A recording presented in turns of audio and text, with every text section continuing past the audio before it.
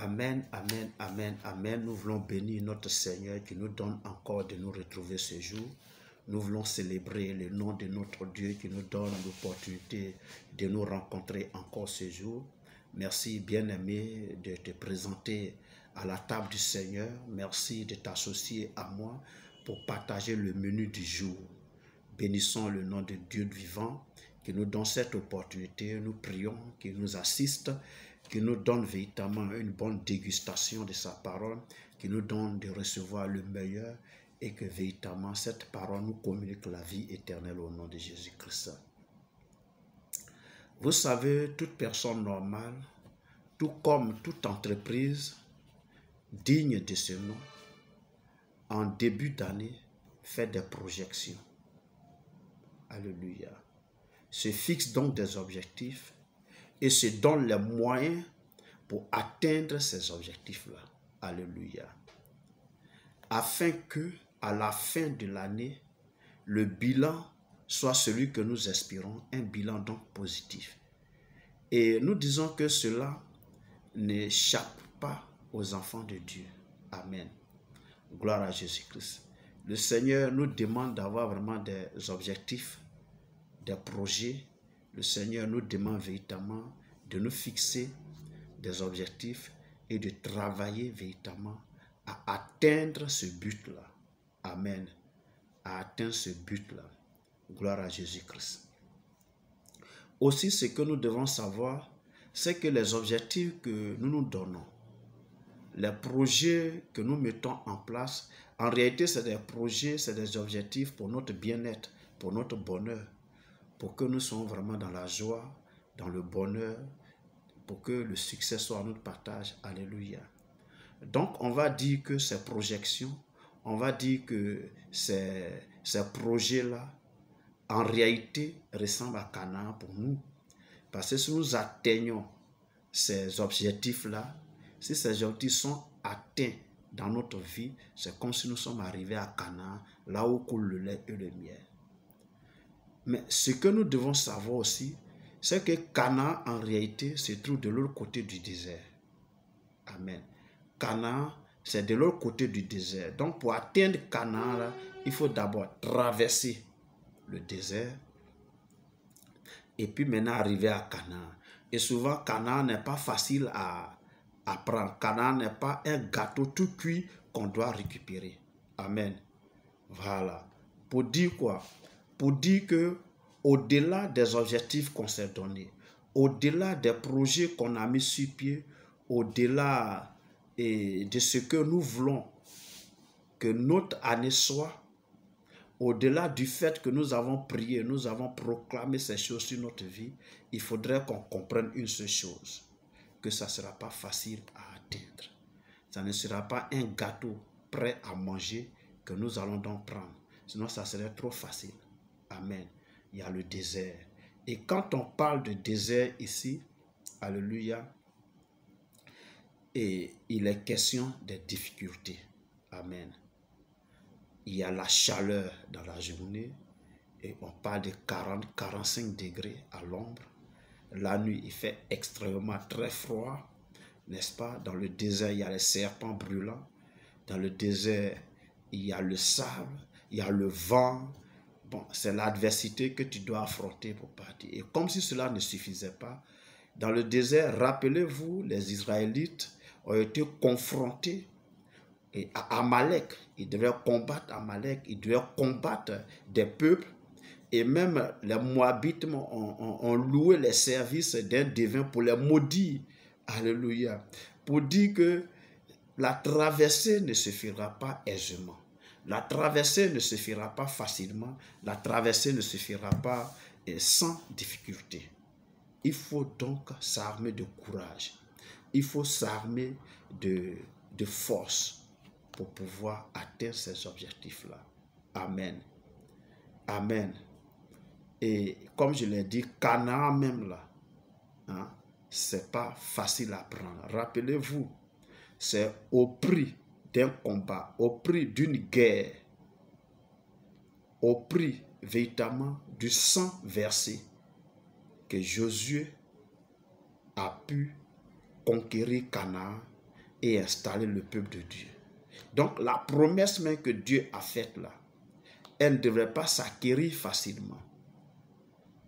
C'est avec beaucoup de combats, avec la guerre, avec l'épée, avec les stratégies militaires que Josué a pu conquérir Canaan et permettre au peuple de Dieu de s'installer sur cette terre promise là où coule le lait et le miel.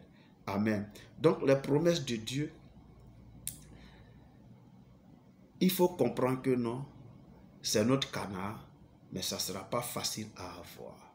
C'est pourquoi il faut t'armer de force, il faut t'armer de courage. Et voici ce que la Bible dit dans le livre de Josué, Josué chapitre 1, parce que quand Moïse est décédé et que Josué devait prendre donc les rênes, quand Dieu a choisi Josué, Dieu savait que Josué, lui, c'était plus le désert. Moïse a géré le côté désert. Josué, lui, devait maintenant gérer la conquête de Canaan, parce qu'à Canaan se trouvaient des géants, des Anakites, se trouvaient les Cananéens eux-mêmes, il y avait les Girgasiens, les Jébusiens, il y avait les Amalécites, il y avait toutes sortes de personnes qui étaient aguerries véritablement à la guerre. Alléluia, qu'il fallait combattre et leur arracher ce qu'ils ont fait pour que Israël prenne possession de cela. Donc ce n'était pas facile. Et c'est pourquoi Dieu va dire à Josué, dans le chapitre 1, le verset 6, il dit, fortifie-toi et prends courage, car c'est toi qui mèneras ce peuple en possession du pays que j'ai juré à leur père de leur donner.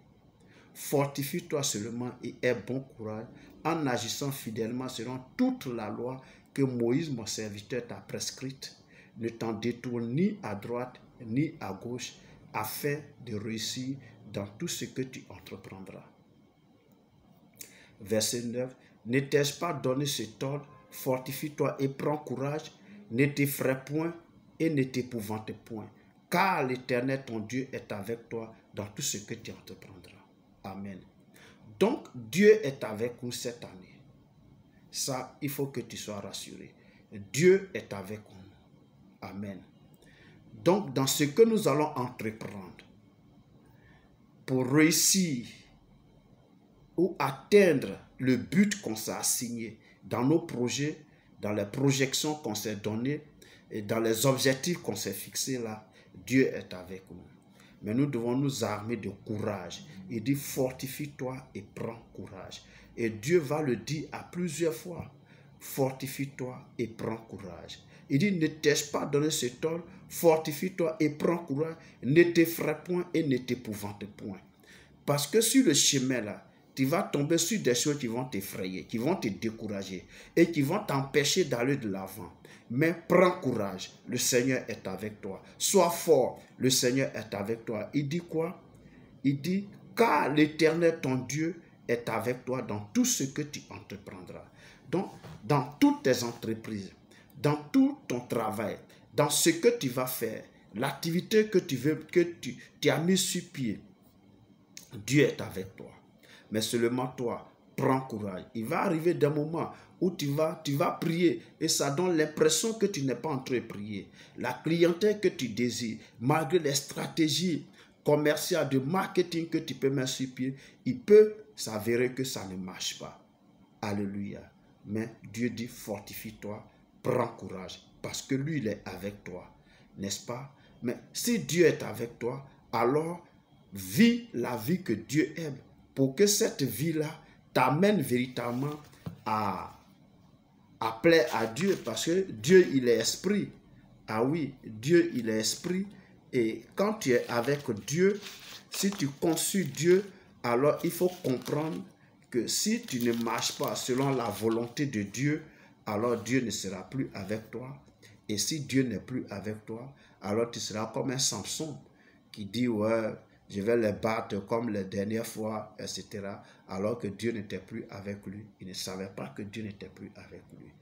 Donc, quand tu t'appuies sur Dieu pour que tes activités marchent, pour que ton travail aille de l'avant, pour que tes projets réussissent, pour que les projections que tu t'es faites là, les objectifs que tu t'es donnés soient atteints, alors derrière, il faut aussi obéir à la loi de l'Éternel. Parce que c'est ce qu'il dit, le verset 8 que je n'ai pas lu. Il dit que ce livre de la loi ne s'éloigne point devant, ne s'éloigne point de ta bouche. Médite-le jour et nuit pour agir fidèlement selon tout ce qui est écrit. Car c'est alors que tu réussiras, c'est alors que tu auras du succès dans toutes tes entreprises. Amen. Donc, enfant de Dieu, toi qui me suis, c'est vrai, tu t'es donné des objectifs. C'est vrai, tu t'es donné des projets. Tu t'es assigné des buts que tu veux atteindre cette année. Oui, mais sache qu'il y aura des difficultés sur le chemin, mais avec Dieu, tu réussiras. Or, si tu es avec Dieu, alors obéis à Dieu. Marche selon sa parole et tu réussiras au nom de Jésus-Christ de Nazareth. Et voilà ce que Dieu dit encore dans le livre d'Ésaïe, au chapitre 41 plutôt, pardon. Les versets 10 à 12 disent ceci. Ne crains rien, car je suis avec toi. Ne promène pas des regards inquiets, car je suis ton Dieu. Je te fortifie, je viens à ton secours. Je te soutiens de ma droite triomphante. Voici, ils seront confus, ils seront couverts de honte. Tous ceux qui sont irrités contre toi, ils seront réduits à rien. Ils périront, ceux qui disputent contre toi. Tu les chercheras et tu ne les trouveras plus. Ceux qui te suscitent querelle, ils seront réduits à rien, ils ne te seront plus. Ceux qui te faisaient la guerre. Amen. Donc Dieu te rassure qu'il est avec lui. Toi ne crains rien. Tout ce que tu as à faire, c'est de placer ta foi en Dieu. Prier et vivre selon sa parole. Une fois tu vis selon la parole de Dieu et que tu t'armes de courage, de force, alors tu réussiras cette année au nom de Jésus-Christ de Nazareth. Oui, il dit, l'Éternel est avec vous quand vous êtes avec lui. Si vous le cherchez sincèrement, il se laissera trouver. Mais si vous l'abandonnez, il vous abandonnera aussi. Bien-aimé, je vais te dire qu'en cette année, les objectifs que tu t'es donnés, le but que tu veux atteindre, le projet que tu as mis sur pied, pour lequel tu conçus Dieu pour réussir là, c'est bien de compter sur Dieu. Mais Dieu veut qu'aussi tu marches comme il le désire. Tu vives pieusement devant sa face. Tu mènes une vie de sanctification, de sainteté. Et que tu comptes sur lui. Manifeste la foi. Prie. Et ne crains rien. Ne t'effraie point. Ne t'épouvante point. Parce qu'il est avec toi pour que tu réussisses au nom de Jésus-Christ. Que Dieu te bénisse. J'espère que cette parole, cette exhortation t'a fait du bien. Et que tu vas t'appuyer là-dessus pour atteindre véritablement les hauteurs des grâces et des faveurs dans lesquelles Dieu te propulse en cette année dans le nom puissant de Jésus Nazareth. Pour que tes projets réussissent, pour que les objectifs que tu t'es donnés, tu puisses les atteindre, pour que le but que tu t'as assigné, tu puisses l'atteindre et que tu sois heureux et qu'à la fin de cette année, tu puisses t'asseoir et dire oui, le bilan est positif par la grâce de Dieu. Merci pour tout. Like, commente. J'ai besoin de ton avis aussi, donc il faut commenter. Au-delà de liker, de mettre un cœur, il faut commenter. Ça me permet, moi également, de comprendre que ce que Dieu m'a donné de t'apporter, tu as compris. Alléluia. Et s'il y a des hommes d'ombre, bon, forcément, tu peux aussi le signifier et que ça peut susciter une autre vidéo. Alléluia. Ça peut susciter un autre enseignement. Merci de m'avoir suivi. Que Dieu te localise en ce jour par sa grâce et sa faveur depuis ta position, qui te garde, qui te conserve et qui te donne la bonne santé pour que nous puissions continuer ensemble. Merci pour tout et nous sommes donc à la prochaine. Dans le nom de Jésus-Christ. Amen.